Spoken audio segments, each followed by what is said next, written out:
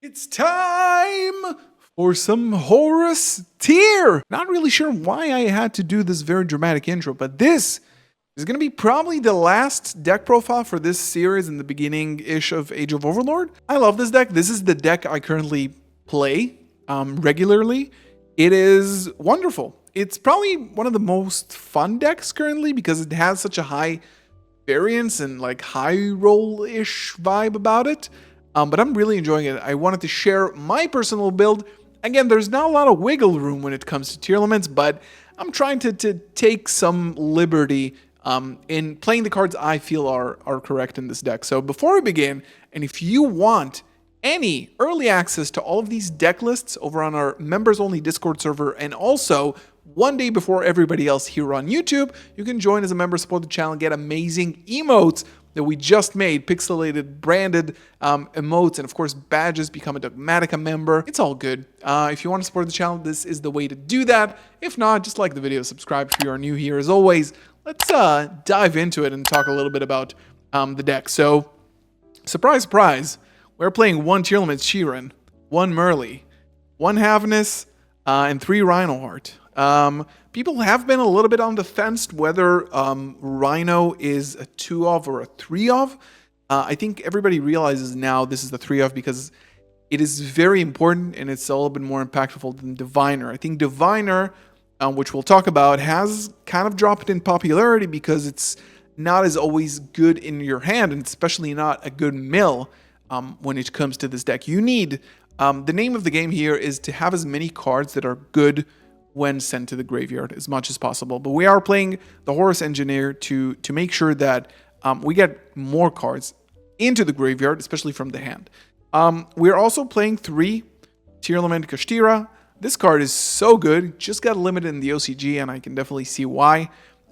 This card is your main extender. Like, this card goes in mills 5 eventually. Like, you mill 3 on summon. This is like probably the minimum package that I would suggest everybody play right now in terms of the Tearlaments monsters. Of course, you can't play any more fusions, but it is what it is. Now, a lot of packages, okay? So I'm playing 2 Malicious because we are playing Dangerous. I elected not to play Denier because of the fact that I don't necessarily think it's such a good mill. These are a little bit better, especially if you are able to mill 1 and then access the other one immediately, or just fuse away with the one. I'm still a little bit on the fence, but currently I'm not playing Denier because I need some non-engine, because this deck has none. And if you lose the die roll with this deck, it's going to be really hard to break like a Rescue Ace board or a Infernoble Knight board. It's going to be hard. So you need your mills to be good, and I am playing the Horus Engine, and this is why I didn't decide to like not play Denier. I might get back to it. There are some cards that I could take out for Denier, but currently I wanted to make sure I only have the Malicious. 1 Diviner. I am not playing Cross Sheep, but I'm also not really relying on summoning this from the graveyard at all. This is like, it's a good normal summon. If you opened it, you have 3 in Rhino, you have this. 4 normals is okay. Like 5 normals is probably like the good ratio for any deck. Just to not have too much, right? It's kind of the sweet spot. 4 is good. You do have other normals, of course. You have Merly as well. So essentially you have 5 good normal summons. This card, if it resolves, you usually gain so much advantage. This is why I play 1. And again, even if it doesn't resolve, you still use the Horus Engine to get access to Baron. Because this is a level 2 Horuses or 8s, you still get a Baron even if this gets negated. Then, you know, Earth Fairies, right?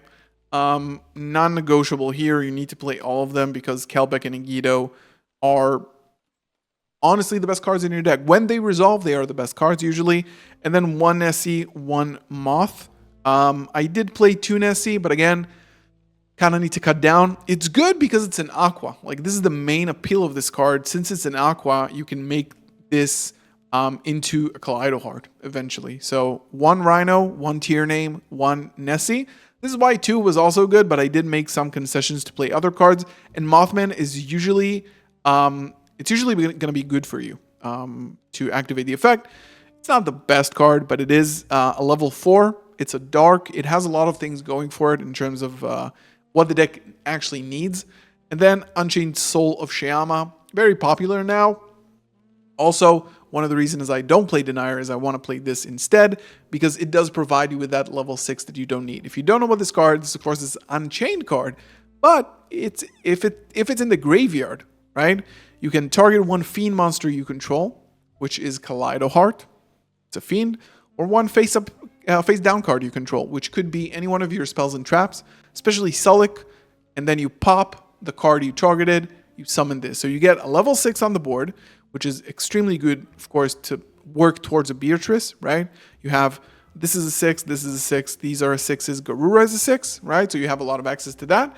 And then you pop something like a Kaleido, you get to fusion summon again, and shuffle a card your opponent controls. But also, if you pop something like Sulik, you get to search, right? So this is a very good card to have in your graveyard. It's a good mill, even if it doesn't do anything like on mill, it's an extender. And it's a pretty good one at that, even if you have, like, especially if you have an established board. Then for Horus, I'm playing 3 Imseti, 1 Happy, and I am also playing 2 Sark. So you might say, like, why 2 Sark? You only need 1. So you want to resolve Imseti, and this is the reason why I play 2 Sark. So it's not a good mill, obviously. None of these are good mills, basically, if you don't have the Sark. But opening the Sark in your hand allows you to, first of all, send cards like Malicious, Trivikarma, Shyama to the graveyard, right, to set it up. And of course, millers, if their send is cost, even if it's cost, then they do trigger. And you want to get the send card plus draw, like this effect. So if you open up Imseti and Sark, the Imseti is dead. And it's going to be pretty hard for you to get it to the graveyard. I think 2, unfortunately, if you want to play this package, is correct. So the reason we even play this package is, of course, Zombie Vampire, which is an extremely good card in this deck. If you don't know what it does, it's a rank 8, 2 level 8s. You activate the effect, you detach 1 as cost, you mill 4 from both players, and you summon 1 monster out of those monsters milled. So it happens simultaneously, so they don't trigger in the graveyard and only then summon. So you mill 4, you decide what you want to summon, and then you get any effect. So it's a mill 4, you get to see what your opponent is playing, and you get to steal a card. So Fenrir being so popular, so a lot of this happens a lot, you either like summon a Fenrir from the graveyard, search Kashtיר, and stay on that Fenrir, right? You could, of course, do that. Or get a level 6, get an extender, get a level 4. Everything that you need, this card gets you. And of course, it mills 4 from you, so you can also summon a Rhino from the graveyard, summon a Merly from the graveyard. This card is very good, and I think this is why it's important to play this package. I think that it is, of course, 6 cards in your deck if you are playing the amount of Sarks that I'm playing. But overall, I think it's worth it. I think it has a very high ceiling. And by the way, this card is absolutely nuts. So if this is on the field and a card leaves your field by an opponent's card effect, you get to pick 2 banished cards or 2 cards in the graveyard or one of both or one of each. Return them to the hand. This is a very, very strong effect. So turn 3, if this remains on the board turn 3, you get to summon these 2 back for free once per turn. They have very good effects. You get to send a card when you battle with one of them, and they are the grind game. So if you make it to turn 3 with this on the board, you usually win the game on the spot. The rest of the deck, 3 Nib is the last monster in the lineup. I did want to play Forbidden Droplet instead of this, but unfortunately I need cards against against Infernoble, and I'm playing, like, as my only non-engine, I'm playing 3 Nib and 3 Super Poly. This is my non-engine in the main. And again, because of Angelica's Angel Ring, I did want to go all in terms of like Droplet plus Super Poly, which can both be negated by Angel Ring. So I did want to balance it out a little bit. The rest of the deck is, of course, 3 of the Field Spell. Such a good card. 2 Scream. 3 is really good, but there's no room. Foolish Burial is a very good card in this deck. And then 2 Suliak, 1 Trivikarma. We don't have terraforming here because we need good mills. We don't have foolish burial goods here because we need good mills. We don't have meta noise because it's not really good in this format. And we don't have a third scream because there is just not enough room in the deck. And it's a good mill, but probably like only once per turn. This is the main deck lineup. It's cool and it's good. And of course the focus is good mills.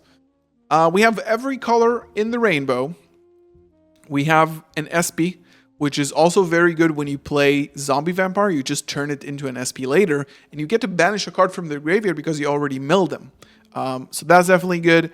SP, Dark, and Sprint. This is the lineup. I chose to not play Cross Sheep, but the extra deck is not as tight as you think. You could make some concessions here. You cannot play Diviner, drop the Baron if you want, but Baron is extremely strong. Like the end board, if you manage to get to the full end board, is pretty much unbreakable.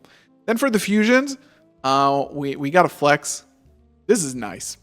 One Mud Dragon. It's a very, very good card in this deck. One dangerous. Unfortunately, I have the speed dual common, but it is nice. This card is very good. Really unbricks your hand a little bit because the discard is cost. So again, dangers, Shizus, very good. And this card on the field means that you have access to Beatrice. And Beatrice means that you win the game usually.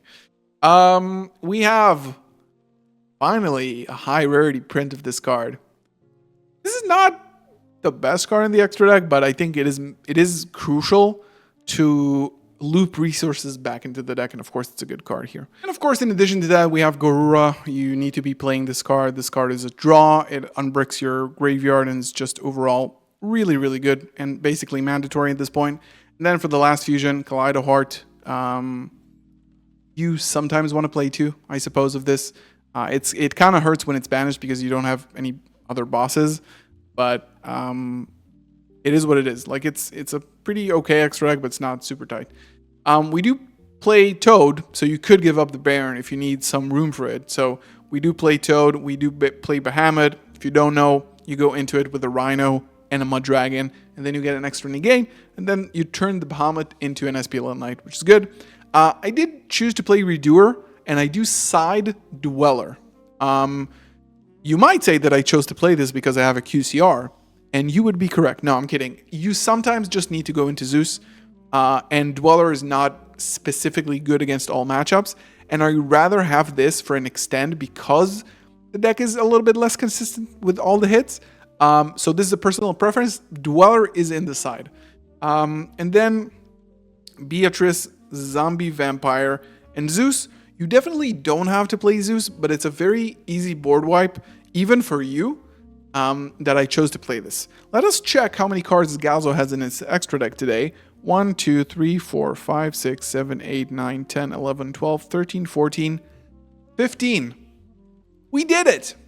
This was my tier deck. I hope you guys enjoyed it. Leave your suggestions below because we're going to be playing this a lot in the coming format. Such a cool deck. Every type of card. It's so dynamic and versatile that I really, really enjoy it. Of course, if you want to get early access to all of these deck lists and get these videos ahead, be part of the cool kids. So you can join as a member, support me for a small price. That really helps me make videos and get cards like these. Thank you so much for watching. Leave a thumbs up, subscribe if you enjoyed. I'll see you in the next one. Peace.